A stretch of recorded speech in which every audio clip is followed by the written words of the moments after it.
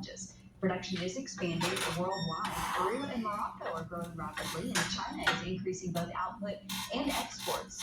Analysts say meeting growing demand will depend on consistent quality, efficient production, and targeted marketing.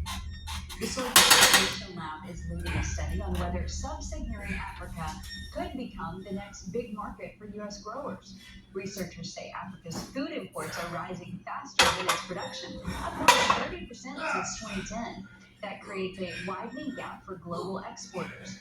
Right now, soybean oil holds just 17% of the region's food oil market, well below palm oil, but demand for soy is growing the fastest.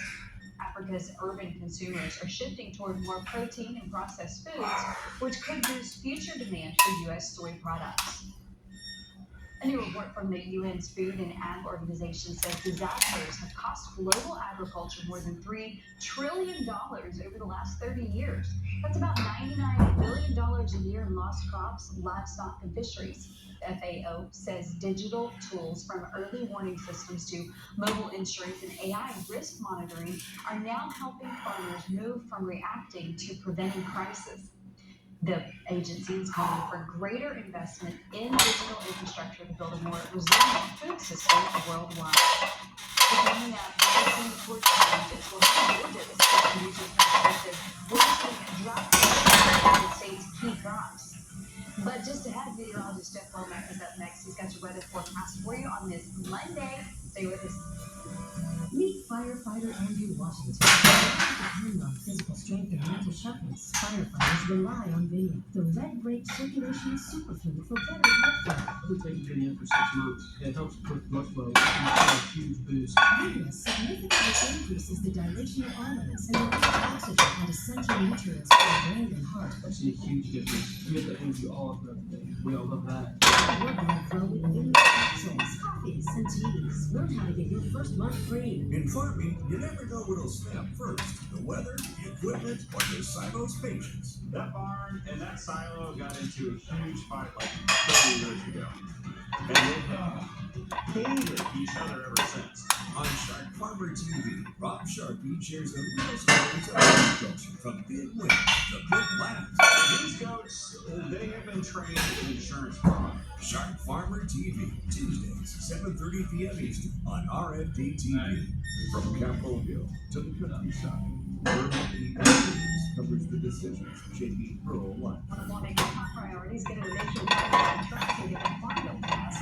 Whether it's ag policy, trade negotiations, or legislation that affects your bottom line. House Committee on Agriculture met this morning to discuss the specialty crop industry and the issues in its faces. Rural Evening News, weeknights at 7 p.m. Eastern, only on RFD TV.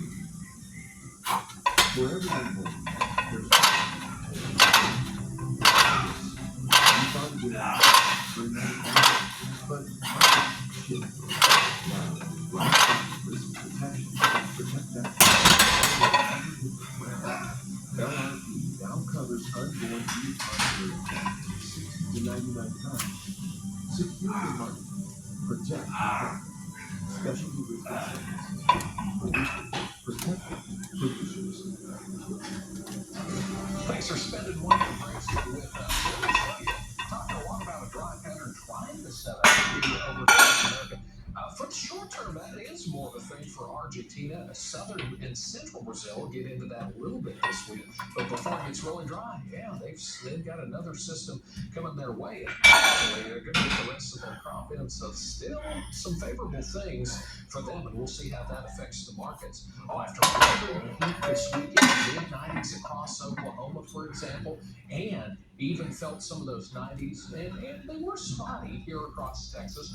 Now we're in for more heat this week, and ordinarily we're just fine to get some field work done, but it is going to add to our dry situation. That's best explained right here as we look at this ridge still standing in here, and that's between the cool up to the northeast and the cooler air that continues to circulate around the base here of this system around Southern California, which also brings us some more rain. But back to the heat now. That looks to continue now Tuesday, Wednesday, and even on into Thursday and Friday before some of the cooler air is going to drop down here from the plains, but also now there'll be several areas of low pressure that are going to try to come in and flatten some of that heat around the South Plains. But a little bit further south in Mexico and Texas, we got another ridge coming in. So hopefully the heat agreeing with you, but not agreeing with us at all with our dry situation across parts of the south central Texas, and that could certainly be worsened by the current dry trend that we are going to be under the next 5 days.